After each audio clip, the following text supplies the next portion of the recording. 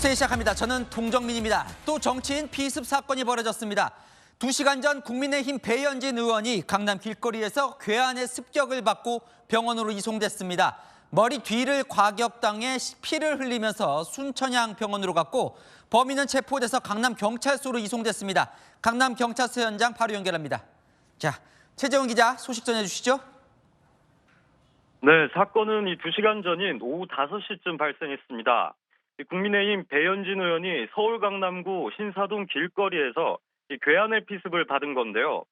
배 의원에게 한 남성이 다가가 배현진 의원이시냐며 말을 건 뒤 둔기로 머리를 가격한 것으로 알려졌습니다. 배 의원은 사건 직후 순천향병원으로 옮겨져 치료를 받고 있는데요. 머리 부분에 부상을 입어 적지 않은 출혈이 있었던 걸로 알려졌지만 현재 다행히 생명에는 지장이 없는 걸로 확인됐습니다. 이 배 의원 측은 배 의원이 수행비서 한 명과 함께 의정 활동을 소화하던 중이었다고 밝혔습니다. 배 의원 측은 남성이 돌과 같은 둔기로 여러 차례 가격했다고 설명했는데요.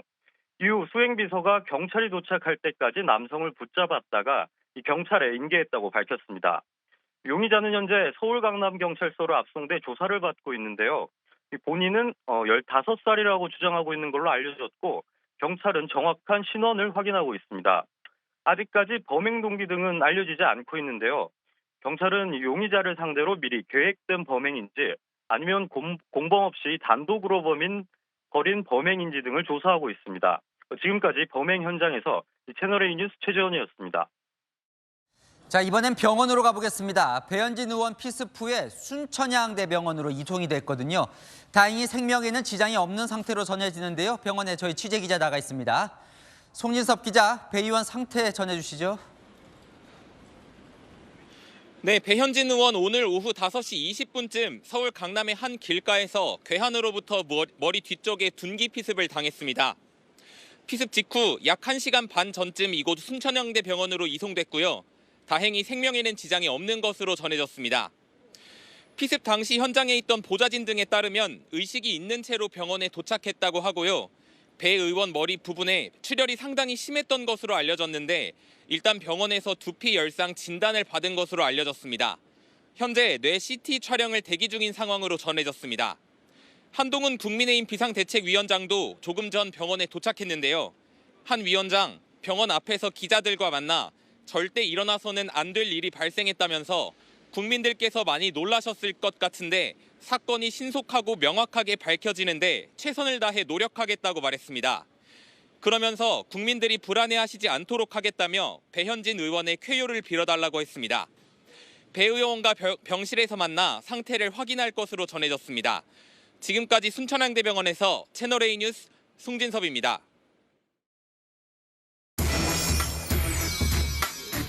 네, 아는 기자 송찬욱 정치부 차장과 이 사건 조금 더 알아보겠습니다.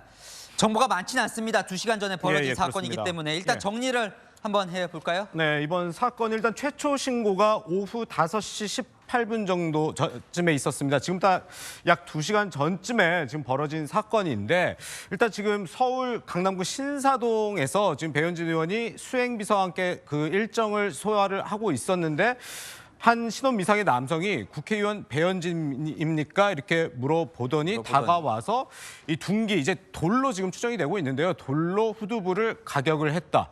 지금 이런 사건입니다. 그래서 지금 현재 배현진 의원은 병원에서 치료를 받고 있는 상태입니다. 병원으로 옮겨져서 저희가 병원 연결을 해봤는데 예. 상태가 좀 걱정이 됩니다. 네, 지금 병원 현지에서 이제 배현진 의원실의 보좌관이 이 배현진 의원의 상태에 대해서 설명을 조금 했는데요. 네. 일단 현재는 이 피습당한 후두부 부위의 응급처치는 완료된 것으로 파악이 됐다고 합니다. 지금 병원으로 옮기진 지 1시간 정도 지난 시점인데요. 일단 의식은 있다고 합니다. 다행히요. 그래서 지금 생명에 지장은 없는 상태이고요. 다만 갑작스럽게 지금 테러를 당한 상태이기 때문에 좀 안정을 취해야 될 것으로 보이고요. 일단 배현진 의원 생명에 지장은 없다. 이 부분 전해드리면서 추가적인 계속 소식을 좀 지켜봐야 될 것 같습니다. 네, 범행 동기가 궁금한데 지금 범인은 이제 체포가 된 거죠? 그래서 경찰서로 데려갔고요. 맞습니다. 지금 이미 강남경찰서로 인계가 된 상태고요. 뭐 지금 일단 뭐 본인이 15세다 뭐 이렇게 주장을 하고 있다는 얘기도 나오고 있는데 이제 배현진 의원 측에서는 뭐 15세 그렇게는 보이지 않는다. 일단 뭐 지금 경찰 수사가 지금 진행이 되고 있어서 아직 정보가 많지는 않은데 좀 더 이 경찰 수사 상황 지켜봐야 될 것 같습니다. 네, 이 정치인 피습 얘기가 예민한 게 그렇습니다. 올해 초였잖아요. 이재명 대표가 예. 흉기 피습을 당한 게요. 지금 한 달도 안 돼서 또 이런 일이 벌어진 거예요. 맞습니다. 지금 뭐 시청자분들도 다 기억을 하실 것 같습니다. 1월 2일 새해 벽두부터 이재명 대표가 지금 부산 그 가덕도 공항 부지 방문을 했다가 그 남성에게 그 흉기로 이 지금 피습을 당했었잖아요. 네, 지금 목 부위였죠 그때는. 맞습니다. 그것부터 지금 이제 3주밖에 지나지 않은 시점인데 이번에도 또 국회의원이 정말 아무 뭐 네. 일정 길을 가는 중간에 기습적으로 테러를 당한 사건이기 때문에 지금 정치권도 상당히 좀 충격에 빠져 있는 상태입니다. 네, 우리 정치권뿐 아니라요. 이미 외신, CNN 등 이 외신도 서울발 긴급 뉴스로 이 피습 사건을 지금 보도하고 있다면서요. 맞습니다. 지금 CNN도 이게 얼마 지금 사건이 벌어진 지 얼마 안 되는데도 CNN도 긴급으로 지금 화면에서 보시다시피 속보로 배현진 의원의 피습 사실에 대해서 전했습니다. 그리고 뭐 이 CNN뿐만 아니라 뭐 워싱턴 포스트라든지 미국의 주요 이제 외신들도 네. 선거를 앞두고 이 배현진 의원이 신원미상의 남성으로부터 공격을 받아 병원에 이송됐다 이렇게 속보로 전하고 있는 상태입니다. 네. 자, 조금 전에 이제 한동훈 비대위원장도 입장을 내놨다고 하는데 예, 예. 여야도 놀랐을 것 같습니다. 정치인이. 그렇습니다. 예. 네, 조금 전 말씀하신 것처럼 지금 화면에 보이다시피 한동훈 국민의힘 비상대책위원장이 오후 6시 48분쯤에 도착했습니다. 그러니까 사건이 지금 알려진 게 한 오후 5시 50분쯤이었으니까 바로 출발을 해서 지금 병원으로 향했다 볼 수 있고 한동훈 위원장은 이 테러범으로부터 피습당해서 현재 배현진 의원이 치료 중이고 절대 일어나서는 안 될 일이 발생했다 이렇게 얘기하면서요. 진상을 명확히 밝혀서 엄벌을 해야 한다고 했고요. 또 하나 좀 주목되는 발언이 막연한 추측과 음모로 국민들이 걱정하고 불안하지 않게 하겠다 이렇게 얘기를 했습니다. 이 정치 테러가 발생하다 보면 아무래도 뭐 지지자들이나 반대쪽에서 이제 음모론이 나오다 보니까 이런 걸 자제해야 된다 이렇게 얘기를 한 거고요. 그리고 이재명 민주당 대표 뭐 직전에 지금 정치 테러를 당하지 않았습니까? 네. SNS를 통해 입장을 밝혔습니다. 이 믿을 수 없는 사건에 상처가 저릿해 온다. 정치 테러는 용납이 안 된다. 그리고 단호하게 대응을 해야 되고 배현진 의원의 조속한 쾌유를 기도한다. 이렇게 입장을 밝혔습니다. 네, 여야 모두 한 마음인데요. 일단요, 정보가 조금 더 들어올 것 같아요. 잠시 후에 새로운 소식 들어오면 또 전해드리도록 하겠습니다. 송찬우 차장 수고했습니다. 네, 다음 소식입니다. 한바탕 폭풍우가 몰아치고 간 여당 소식으로 이어가 보겠습니다.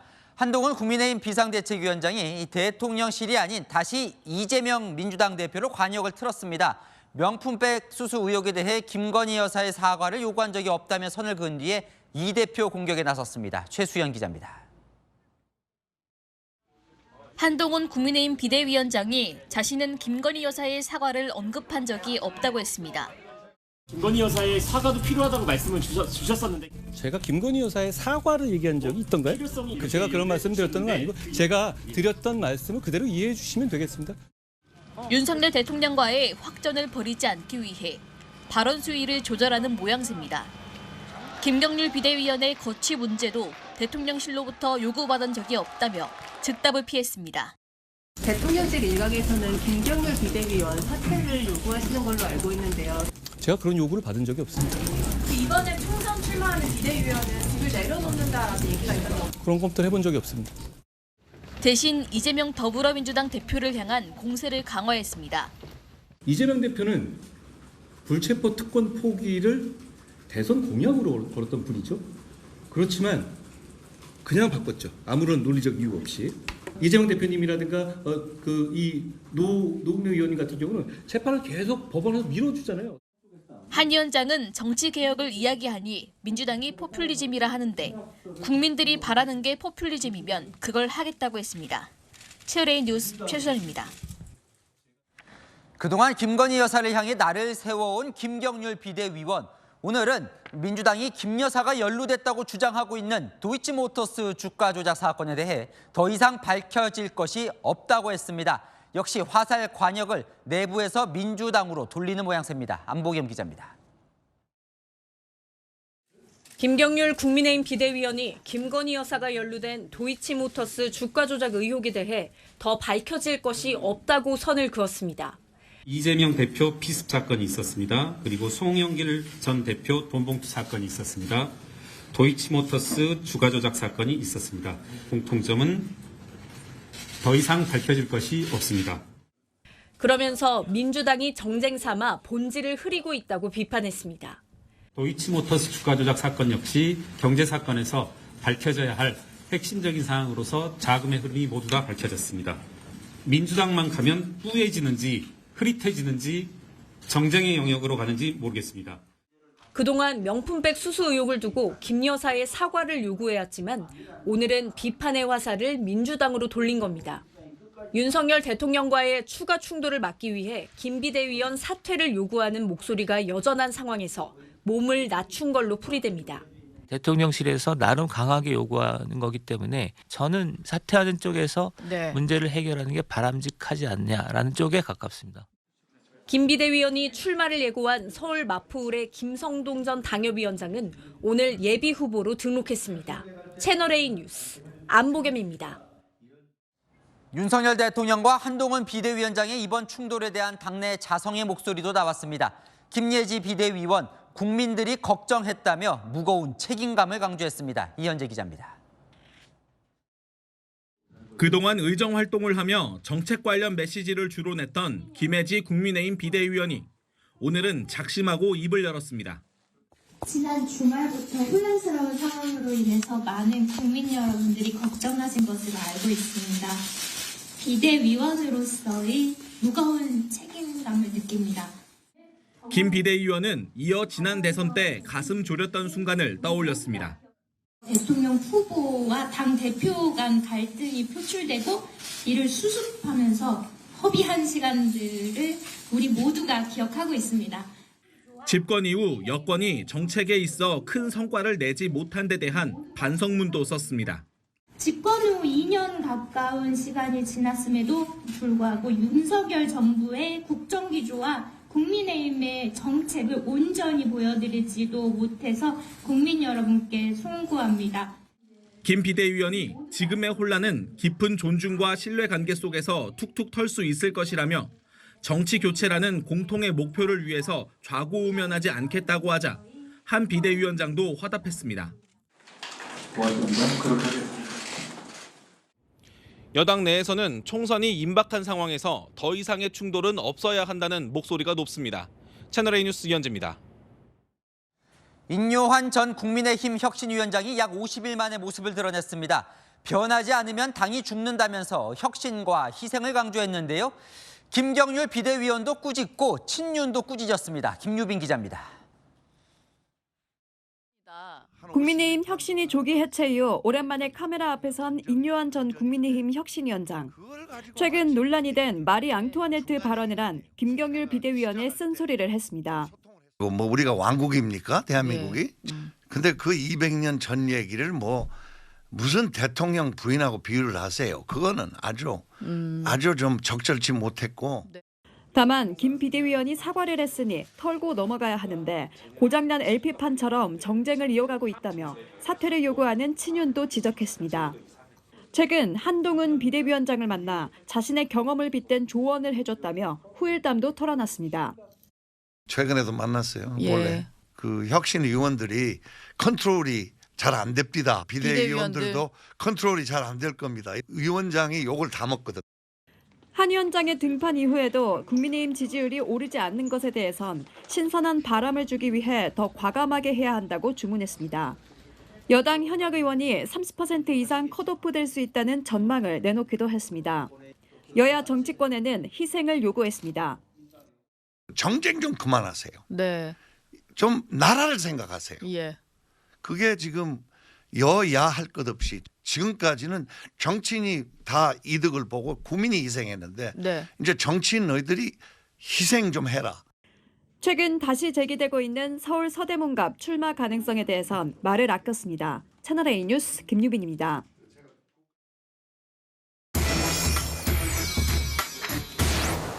네, 안희 기자, 정치부 유승진 기자 나와 있습니다. 유 기자, 한동훈 위원장이 오늘 이렇게 얘기를 했어요. 언제 김건희 여사 사과를 이야기한 적이 있습니까? 입장이 바뀐 거예요? 네, 입장이 바뀐 건 아니고요. 한 위원장 말대로 김건희 여사 사과 얘기한 적은 없습니다. 오늘 기자가 이렇게 물었거든요. 김건희 여사 사과가 필요하다고 한 위원장이 말씀을 하셨는데 입장이 다르지 않은 거냐고요. 그러자 한 위원장이 제가 사과를 이야기한 적 있냐 이렇게 바로 잡은 겁니다. 한 위원장은 사과라고 한 적 없고 국민 눈높이에서 생각할 문제라고 했었죠. 어제도 한 위원장은 사과나 입장 표명이 필요하다는 질문에 지금까지 말한 것에서 더 말하지 않겠다고 답했습니다. 기존의 입장을 반복하면서도 말은 더 보태지 않는 건데요. 사과 논쟁으로까지 이를 키울 생각은 없다. 이 점을 분명히 한 거죠. 말을 아껴요. 문제를 더 키우지 않겠다는 정도인가요? 어떻습니까?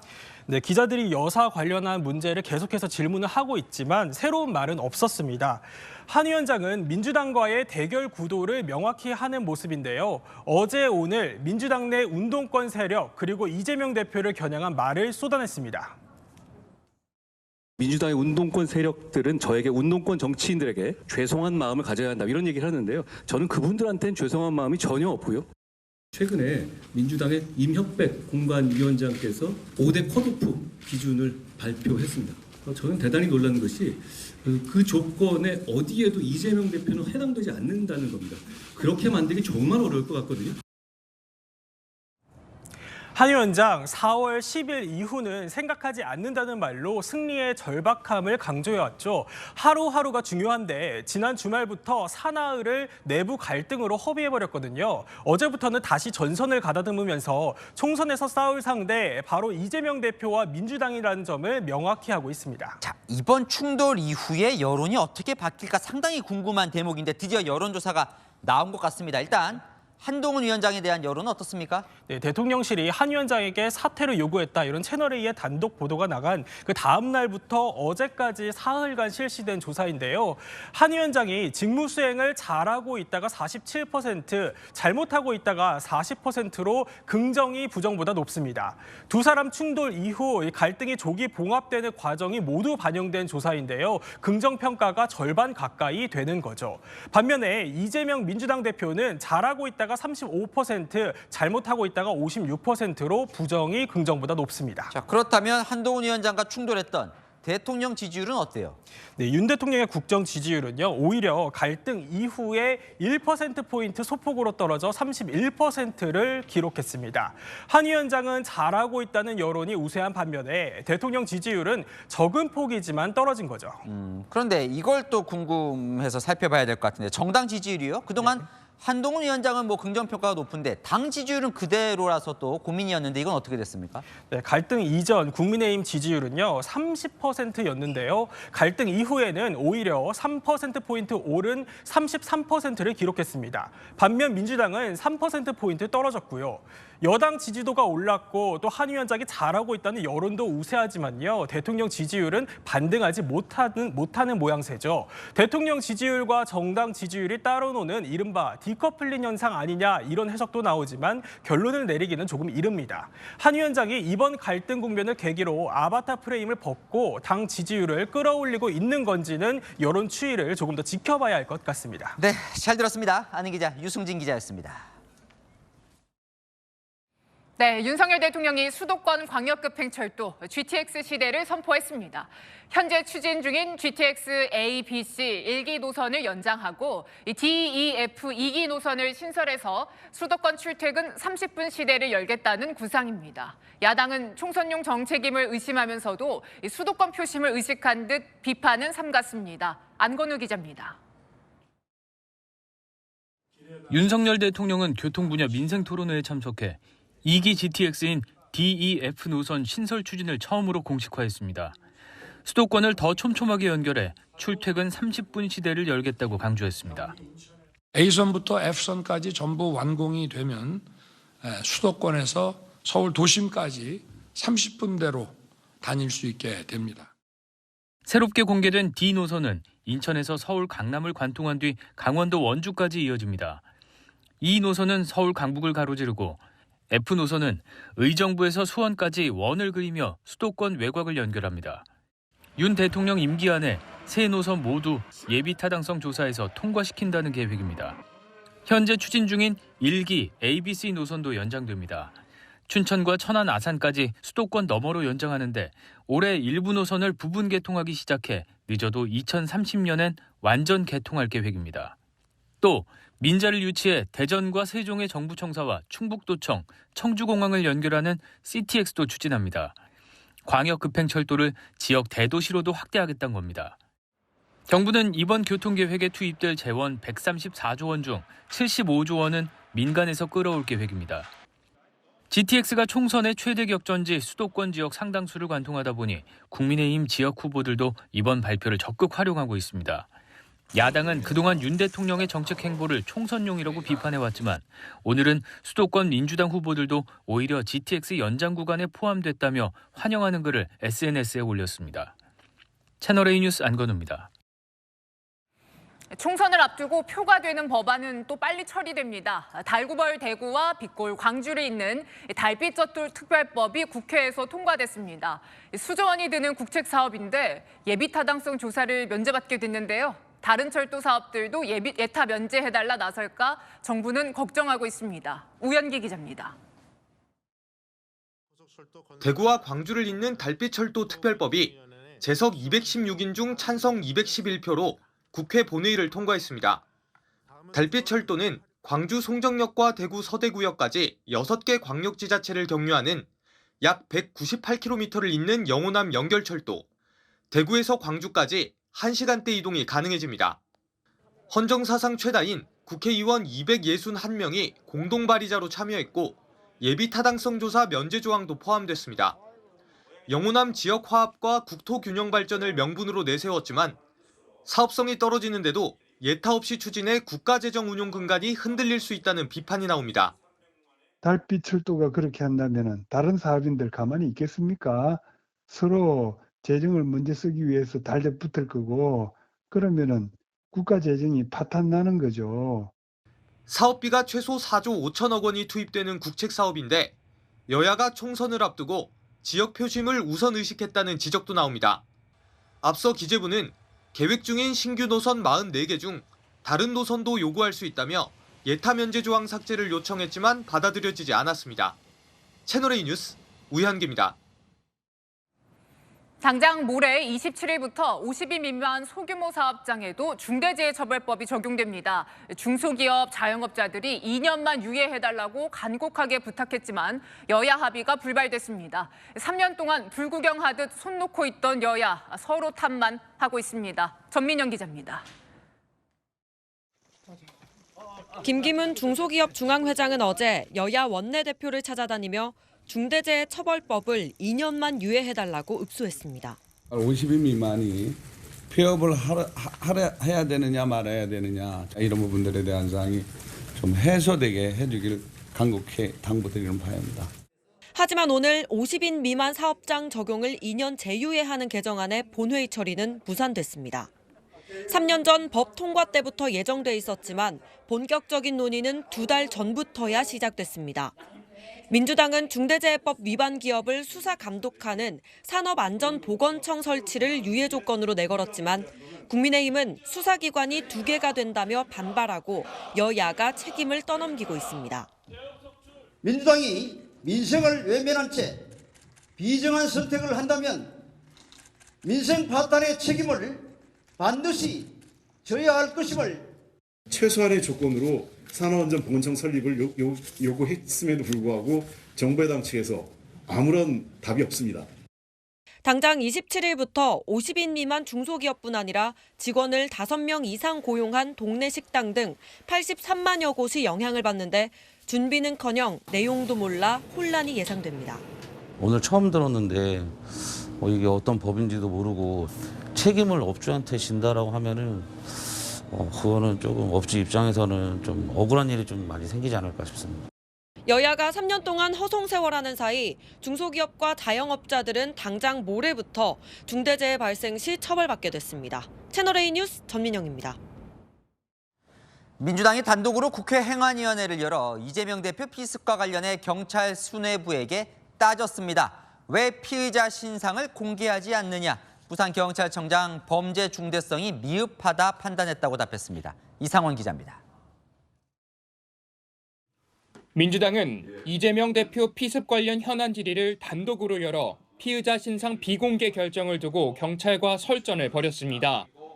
아예 칼을 갈아가지고 죽이려고 찌른 거잖아요. 근데 어떻게 신상 공개를 안 하냐. 어떤 수단의 잔인성이나 범죄의 중대성이 다소 미흡하지 않냐, 이런 내부적으로 위원들 간에 의견이 모아졌다고. 이 대표 피습 현장이 물 청소된 것이 증거 훼손이란 지적도 쏟아졌지만 경찰 측은 문제가 없다고 답했습니다. 제가 아까 설명드렸다시피 하는 게 합리적입니까? 이미 범인이 검거가 됐고 증거물이 충분히 확보됐다고 현장에서 서장이야 그 현장에 있던 경찰관들이 판단을. 경찰 수사에 의혹을 제기하다 비하성 발언을 정정해달라는 요구가 나왔고 바로잡기도 했습니다. 등산용 나이프를 이렇게 갈아서 범행도구로 쓴 것과 과도를 구분할 수 없을 정도로 이렇게 무능력합니까? 의원님, 그 정도로 인지 능력이 없습니까? 의원님, 저희 경찰 동료들이 굉장히 좀 자괴감을 느낄 수 있는 그런 비하성 그런 말씀을 의도하시지는 않으셨겠지만 좀 정정 또는 한번 이렇게 유감 표명을 해주시는 게 어떨까 싶습니다. 민주당은 습격범의 변명문을 열람하겠다고 요구했지만 경찰은 공개할 수 없다고 선을 그었습니다. 채널A 뉴스 이상원입니다.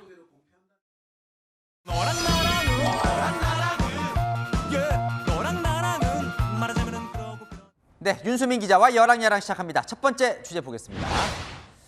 대통령 부부인데요. 직접 뭡니까?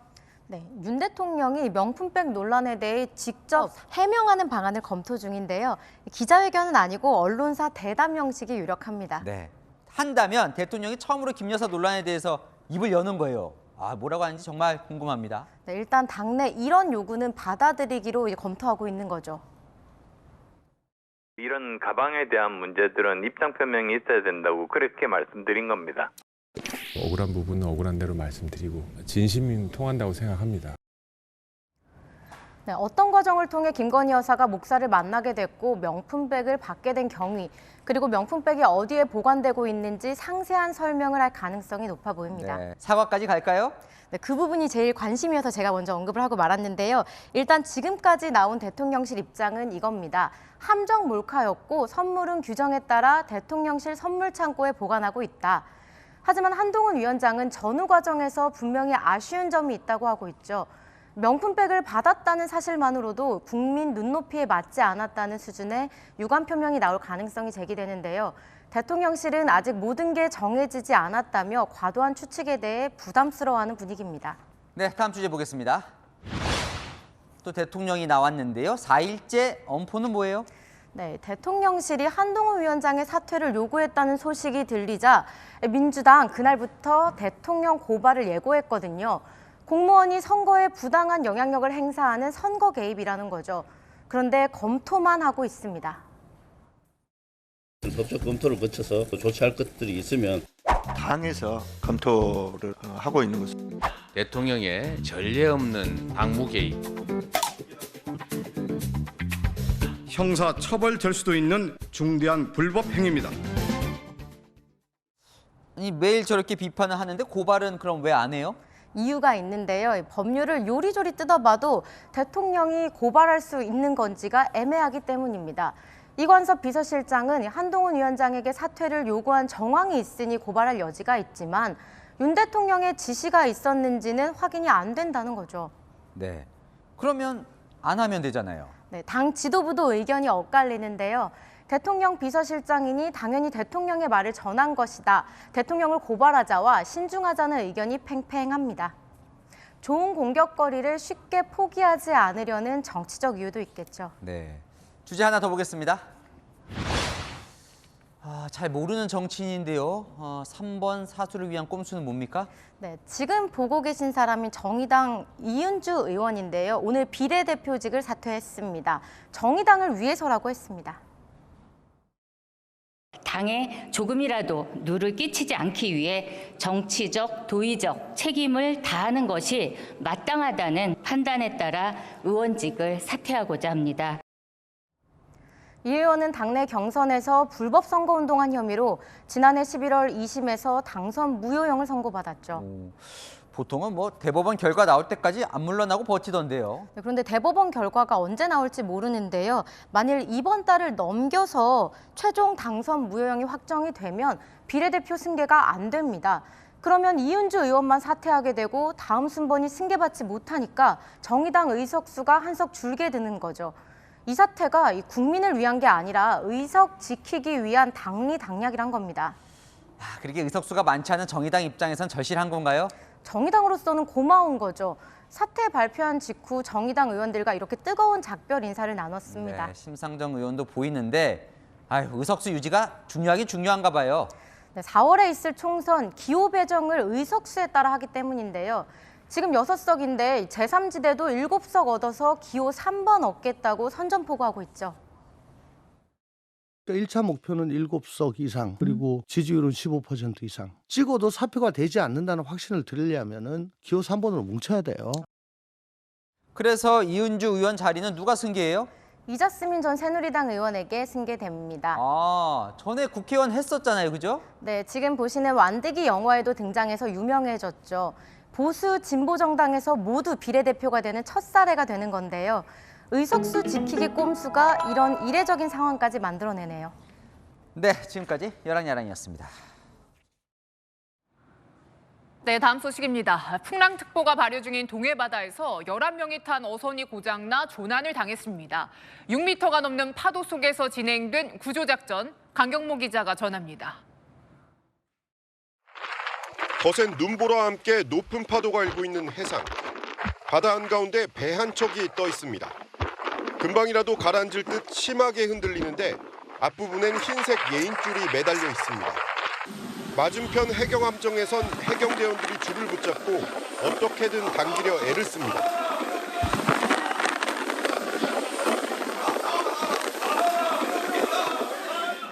집채만한 파도가 함정을 덮치고 해경대원들은 중심을 잡지 못하고 휘청대다 결국 넘어집니다.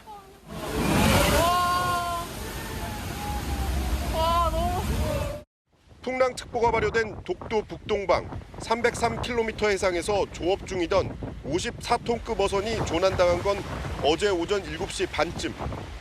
악천후에 안전해역으로 대피하다 기관 고장이 난 겁니다. 조난 신고를 받은 해경은 함정을 현장에 급파했지만 6m 넘는 높은 파도와 거센 눈보라 탓에 이동하는 데만 8시간이 넘게 걸렸습니다. 이후 1시간 넘게 사투를 벌인 끝에 조난 선박에 예인줄을 설치하는 데 성공했습니다. 네, 날씨가 또 안 좋으면은 직접 구조보다는 또 배가 또 기관 고장이라서 단정으로 이용해서 위험하기 때문에 직접 이제 예인줄 연결해서 선박에 타고 있던 승선원 11명은 모두 무사한 것으로 알려졌습니다. 채널A 뉴스 강경모입니다. 전봇대와 담장을 들이받은 운전자, 차를 두고 달아났다가 이틀 만에 붙잡혔습니다. CCTV를 확인해봤더니 운전자는 차에서 내린 뒤 1m 높이 화단을 넘어서 현장을 떠났습니다. 경찰은 음주운전을 의심하고 있습니다. 서창우 기자입니다. 인적 드문 밤, 승용차 한 대가 좁은 골목길을 빠른 속도로 내달립니다. 이내 주차된 차량을 들이받고는 맞은편 주택 담장을 향해 돌진합니다. 소방구조대가 부상자를 찾으려 차 안을 샅샅이 수색해보지만 운전자는 이미 사라진 뒤였습니다. 광수 소리가 나가지고 한참 있다가 나와보니까 차가 여기 받아가지고 이게 일로 이렇게 거꾸로졌던가 이렇게 운전수는 뭐 도망갔다 그러던가 뭐 그러더라고요. 피해 차량은 폐차 처리되고 주택 담벼락도 무너졌을 정도로 사고 충격이 컸던 상황. 모든 부품이 지금 살릴 수 있는 게 거의 없대요. 폐차로 진행이 됐어요. 경찰이 운전자를 찾기 위해 인근 CCTV를 분석해보니 운전자는 동승자와 함께 차에서 내린 뒤 사고 지점 옆 1m 높이 화단을 넘어 현장을 떠났습니다. 그리고는 이틀간 추적한 끝에 인근 빌라에 사는 30대 운전자를 찾아냈습니다. 운전자는 경찰 조사에서 음주운전은 하지 않았다면서 동승자가 다쳐 집에 데리고 와 추후 병원을 가려고 했다고 진술한 것으로 나타났습니다. 경찰은 운전자를 사고 후 미조치 혐의로 불구속 입건하는 한편 운전자의 행적을 쫓아 음주운전을 했는지 여부도 조사하고 있습니다. 채널A 뉴스 서창우입니다. 길거리에 있던 쓰레기 봉투에서 쓰레기를 모두 뺀 뒤에 종량제 봉투를 훔쳐간 60대 여성이 붙잡혔습니다. 2,750원을 아끼려고 종량제 봉투를 훔쳤다가 100배 넘는 돈을 물어주게 됐습니다. 공국진 기자입니다. 주택가에 위치한 카페. 직원이 커다란 봉투를 들고 나와 길가에 놓습니다. 카페 영업이 끝난 밤 시간. 골목길에서 한 여성이 나타나 길가에 내놓은 봉투를 챙깁니다. 무거운 듯 양손으로 봉투를 잡고 힘겹게 들고 갑니다. 여성이 챙겨간 건 다름 아닌 75리터짜리 종량제 봉투. 안에는 쓰레기가 담겨 있었습니다. 여성은 종량제 봉투에 든 쓰레기를 다른 곳에 버린 뒤 봉투를 챙겨갔습니다. 여성의 행동 탓에 카페 측은 한동안 마음고생을 해야 했습니다. 쓰레기에 영수증이 섞여 있던 탓에 관할구청이 불법 쓰레기 투기로 20만 원 과태료 사전 통지서를 보낸 겁니다. 저희는 전봇대 냈는데 그걸 왜 훔쳐가라 했죠. 현장에 카페 주인의 신고를 접수한 경찰. CCTV 추적을 통해 여성을 붙잡았습니다. 인근에 사는 60대 여성 A씨였습니다. 경찰 조사에서 쓰레기 봉투에 담긴 커피 찌꺼기를 쓰려 했다고 진술했는데 알고 보니 종량제 봉투 절도가 처음이 아니었습니다. 한 10번 가까이 했다고. 진짜 커피가 열심히 쓰면 쓰니까 안에서 빼갖고 빼고 다시 갖다 놓으면 되지. 이렇게 안 해. 여성이 가져간 75리터짜리 종량제 쓰레기 봉투인데요. 시중에서 2,750원이면 살 수 있습니다. 2,750원을 아끼려던 여성. 쓰레기 무단 투기 과태료 20만 원은 물론 카페에 별도 변상금까지 100배 넘는 돈을 물어주게 됐습니다. 채널A 뉴스 공국진입니다. 쓰레기장에 버려진 매트리스에서 돈다발이 발견됐습니다. 1,800만 원 현금이 쏟아져 나온 겁니다. 어떻게 된 일인지 신선미 기자가 알아봤습니다. 남성 2명이 책상을 들고 와 아파트 분리수거장에 버립니다. 한 남성이 옆에 버려져 있는 매트리스를 유심히 살피더니 안에서 뭔가를 꺼냅니다. 다름 아닌 지폐 뭉치입니다. 현장에 출동한 경찰관이 합세해 매트리스를 뜯어보니 현금 뭉치가 연이어 쏟아집니다. 매트리스에서 나온 돈은 5만 원권과 만원권 1,300여 매, 액수론 1,800만 원에 달했습니다. 현장에는 돈이 너무 많아가지고 일단 비닐봉투에 돈을 다 수거한 다음에 지폐 계산기 이용해가지고 지폐 계산해가지고 총액을 파악했습니다.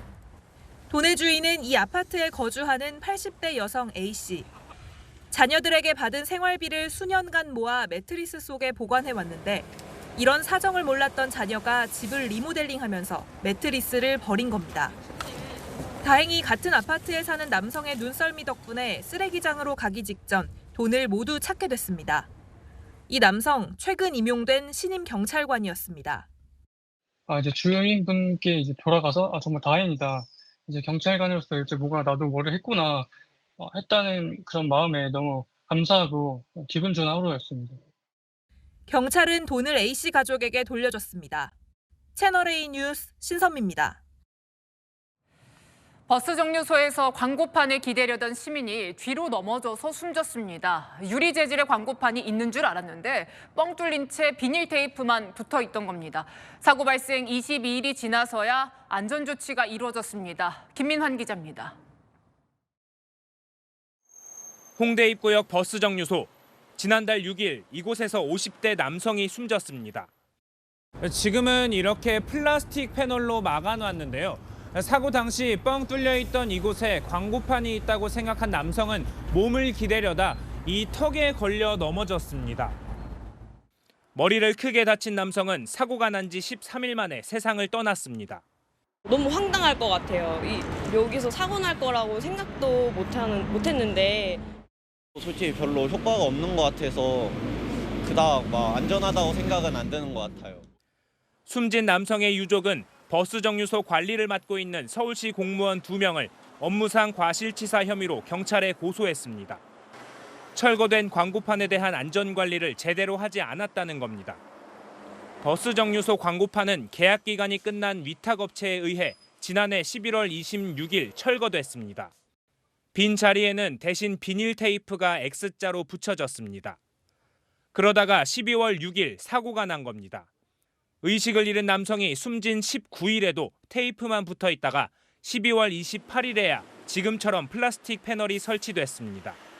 광고판이 철거된 지 한 달, 사고가 난 지 22일 만입니다. 서울시는 기존 광고판 업체가 철거를 하며 원상복구 의무를 이행하지 않았다는 입장입니다. 반면 해당 업체 측은 계약 기간이 끝난 이후 사고는 서울시의 책임이 있다며 서로 책임을 미루었습니다. 채널A 뉴스 김민환입니다. 네, 사채 빚을 갚으려고 보이스피싱 현금 전달책을 하게 된 20대 여성.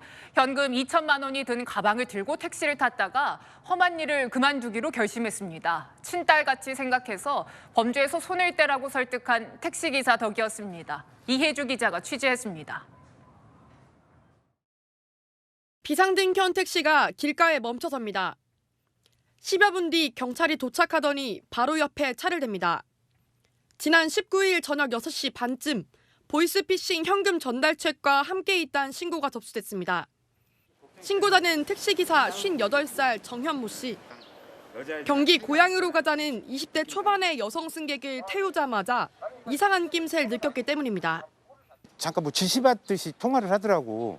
뭐 네네 알겠습니다. 그렇게 하겠습니다. 막 이러더니 경기 시흥시 가자는 거야.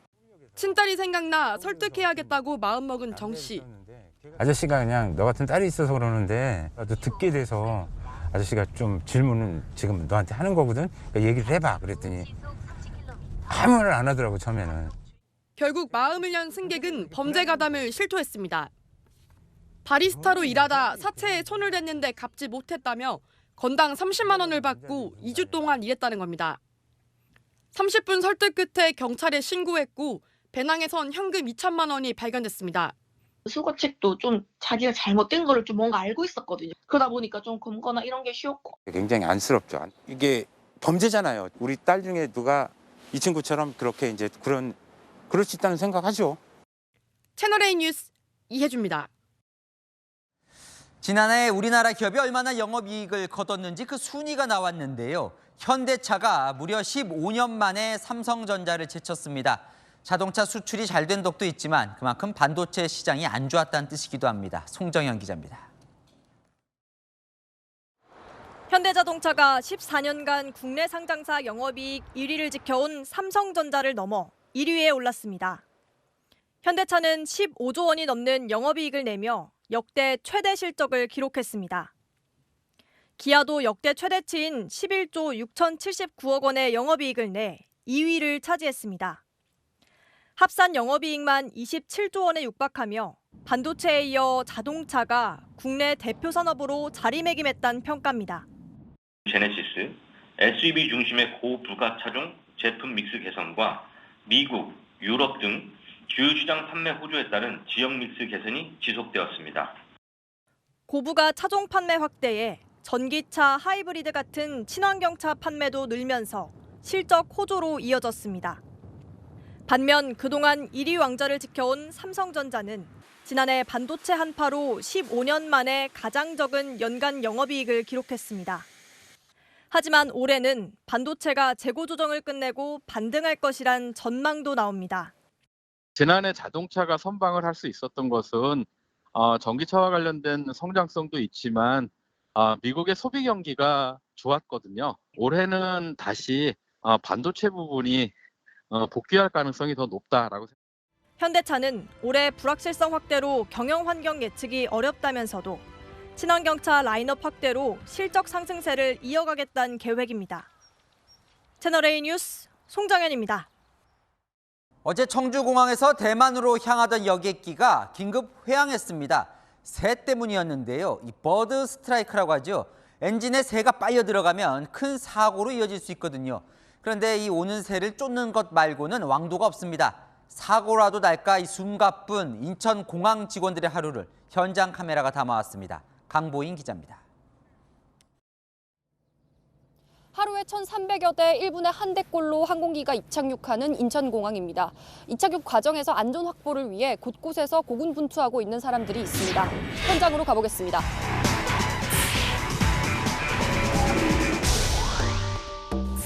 공항 인근 논에 철새 무리가 앉아 있습니다. 녹색 레이저를 쏘자 날아가 버립니다.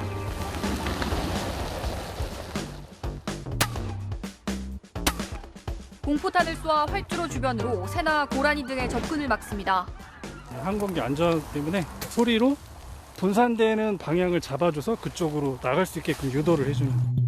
엽사와 사냥개들이 숨어있는 야생동물을 쫓으려 풀숲을 헤치고 다닙니다. 동물들이 사람이 가서 움직이는 게 잘 안 움직여요. 그러니까 사냥개가 가서 비행기에 뭐 새들이나 유해동물들이 접근할 수 없도록. 높은 산중턱 등 접근이 어려운 곳은 첨단 장비를 사용합니다. 지향성 조류 음파 퇴치기입니다. 새들이 싫어하는 소리를 쏴서 원하는 방향으로 몰아냅니다.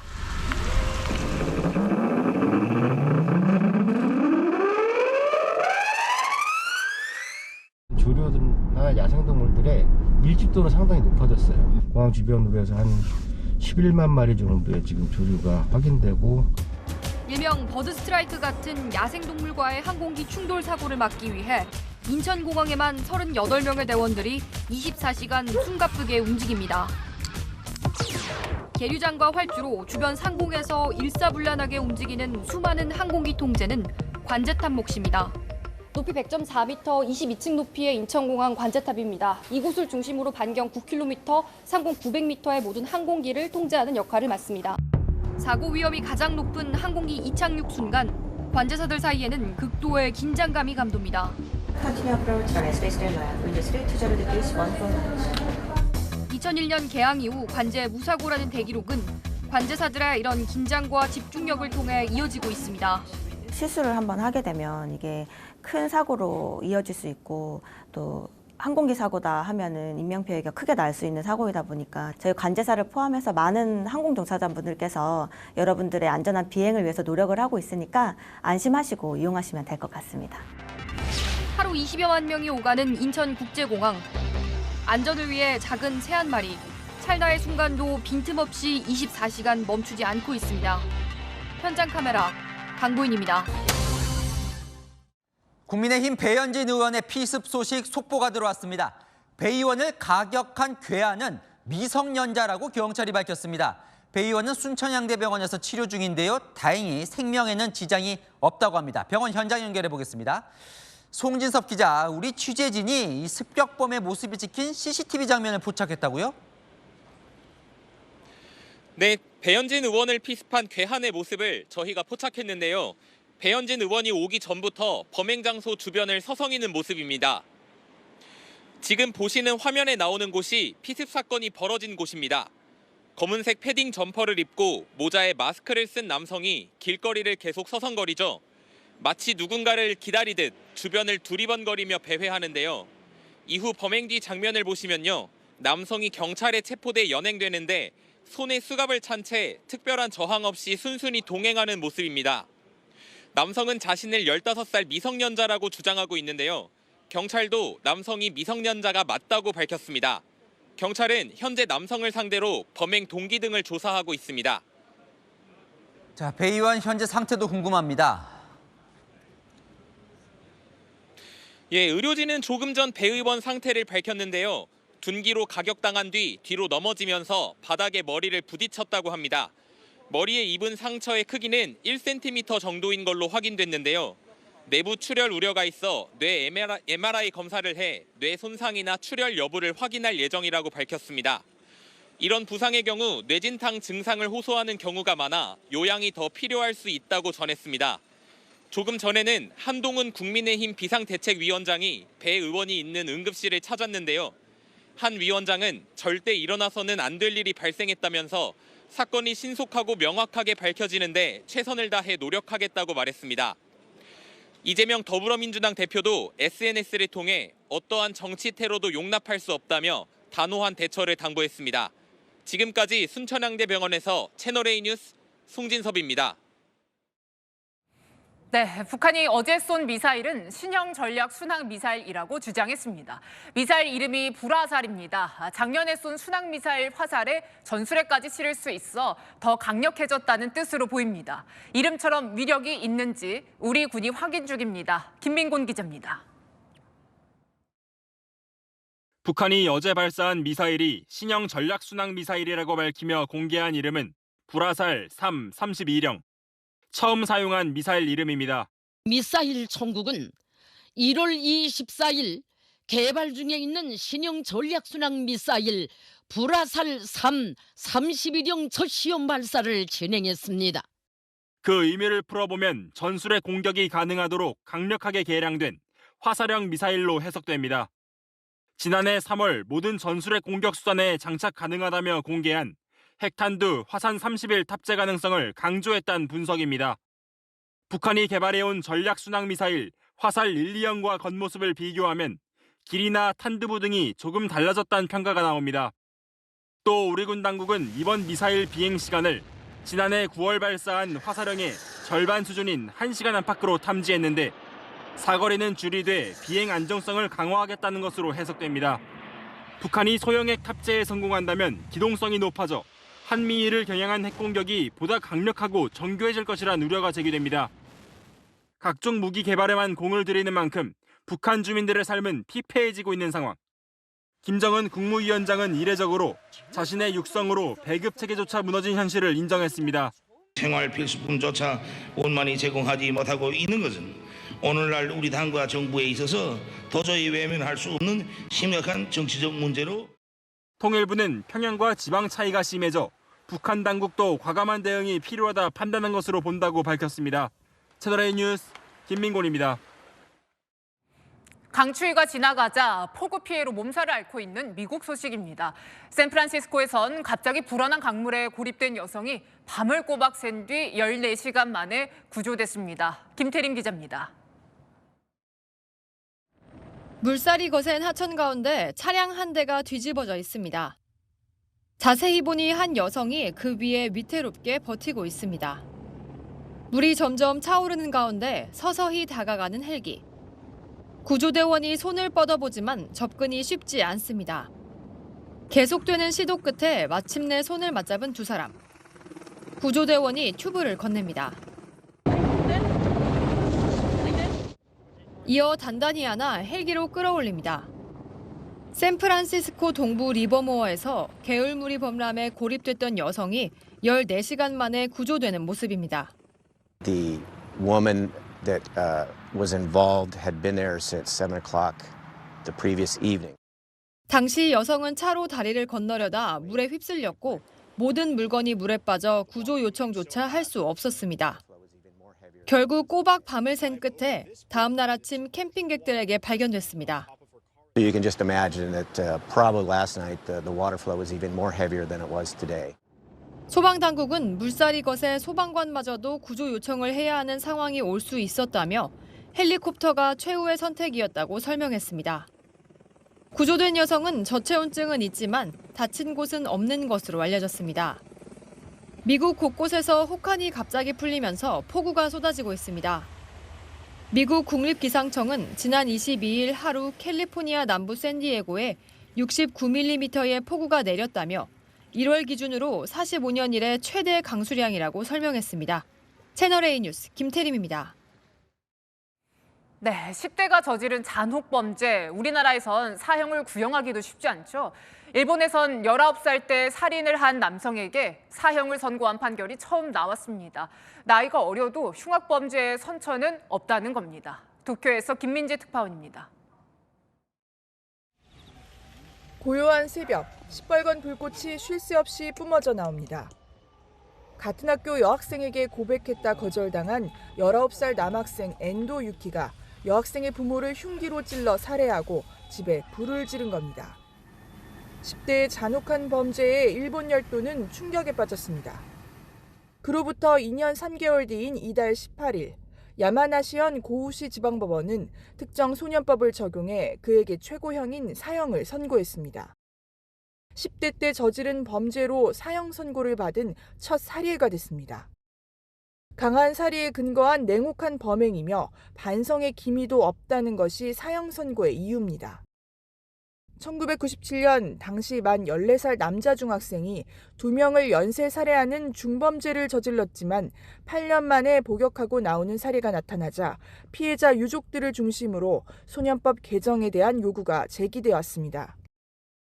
2년 전 일본 성년 기준이 만 18세로 바뀌면서 민법상 성인인 만 18세, 19세를 성년과 소년 사이인 특정 소년으로 분류해 기소되면 성인과 같은 처벌을 받고 신상 공개도 가능해진 겁니다. 청소년 범죄 피해 유족들은 이번 엔도의 사형 선고가 의미가 있다고 밝혔습니다. 本当に残虐です。これだけの事件を起こした人です。そしてそれが少年なんですって。それに見合った罰は死刑しかないっていうことを理解してくれる人は増えると。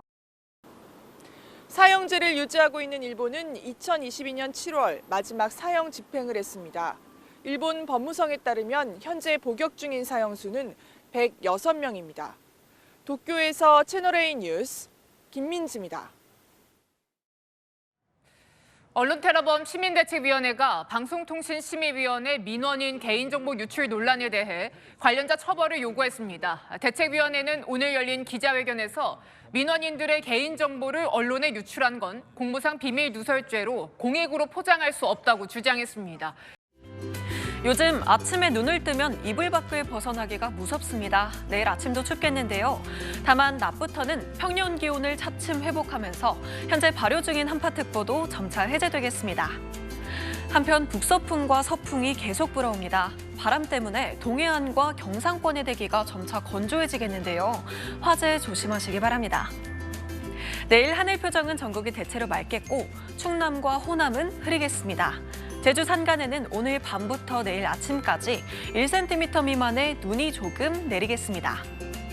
내일 아침 기온은 서울이 영하 6도, 광주와 대구 영하 3도로 오늘보다 높지만 여전히 영하권을 보이겠고요.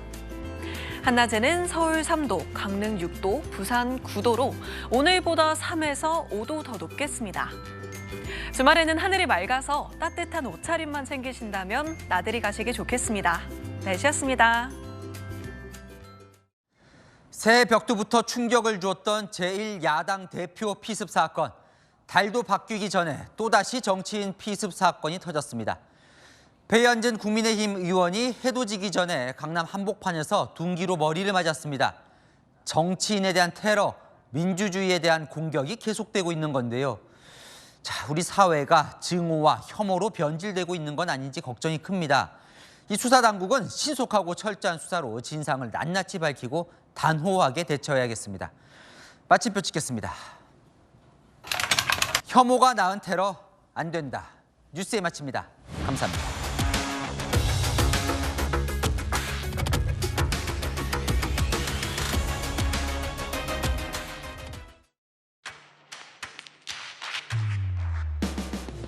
당신의 아침을 여는 보이는 라디오 정치 시그널.